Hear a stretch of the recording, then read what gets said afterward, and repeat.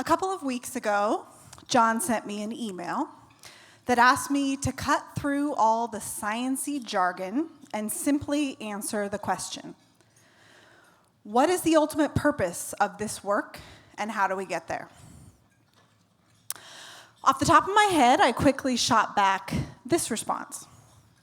I think the purpose of this work and of life is every human having a deep sense of worth and belonging and a capacity to connect deeply with and get our needs met in relationship with others.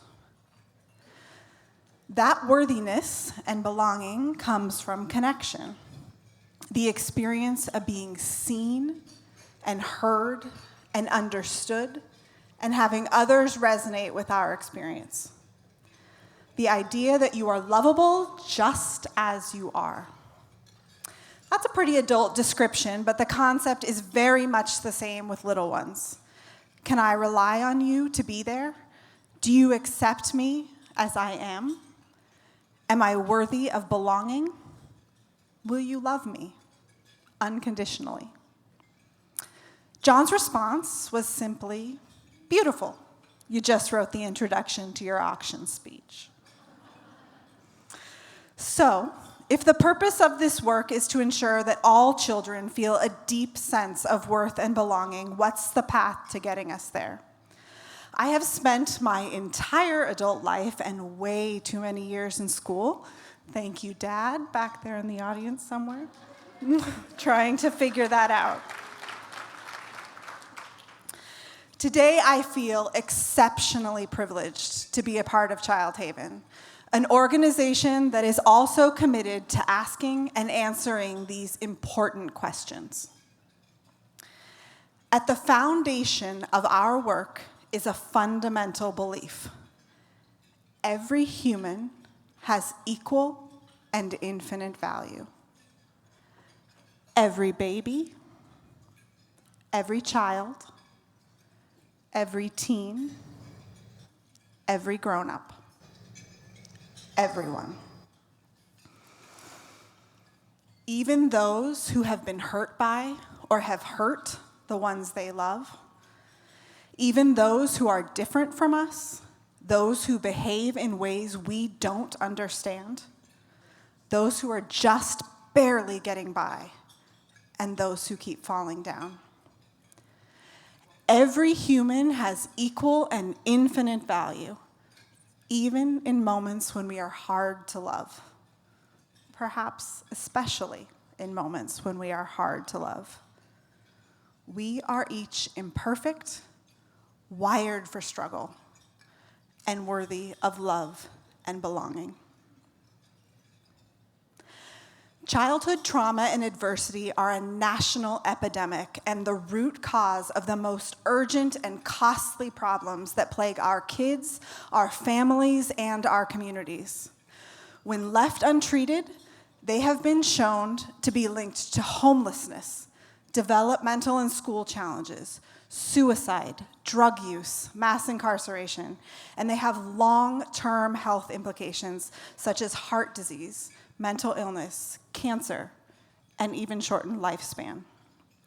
One only needs to read the local headlines to recognize that today's approaches are not working.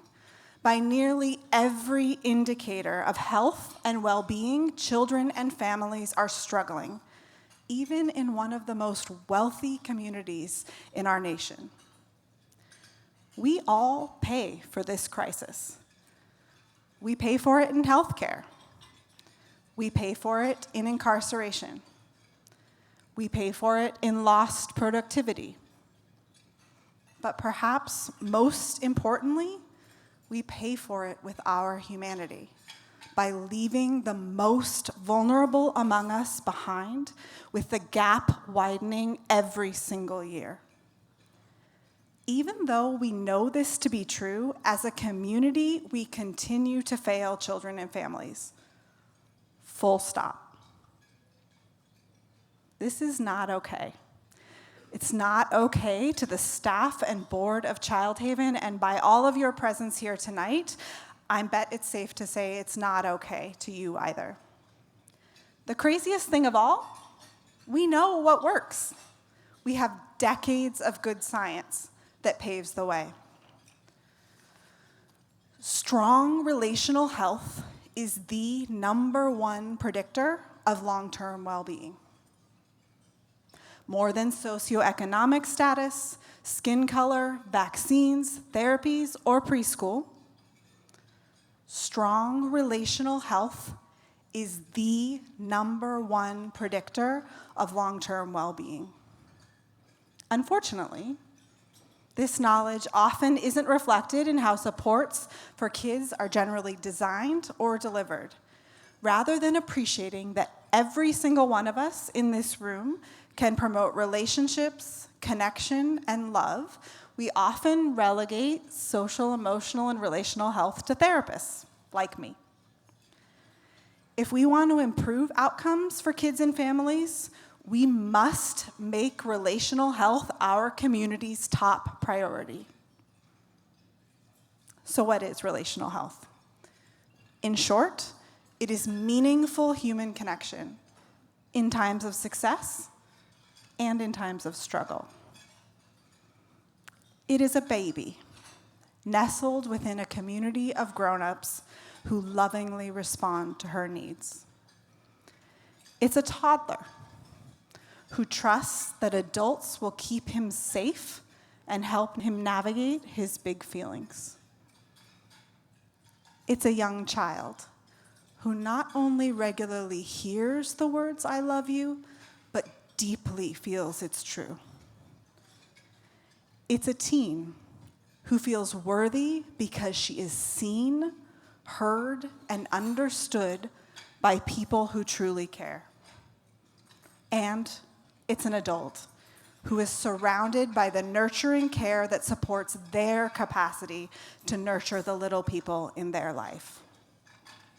Relational health is each of us, big and little, young and old, surrounded by the love and connection that we need to navigate life. So where do we go from here? As an organization, we are strengthening our core, we are expanding our reach, and we are leading collective impact, all while incorporating relational health into every aspect of what we do. But where do we go as a community? Making significant gains in population-level health and well-being requires an all-in approach. It requires embedding relational health everywhere children live, learn, and play. It requires making relational health the business of every single one of us in this room and every person in our community. This is why Childhaven is launching a movement to address the epidemic of childhood trauma and adversity through safe, supportive, and nurturing relationships. We will not stop until every child in our community feels lovable and is loved.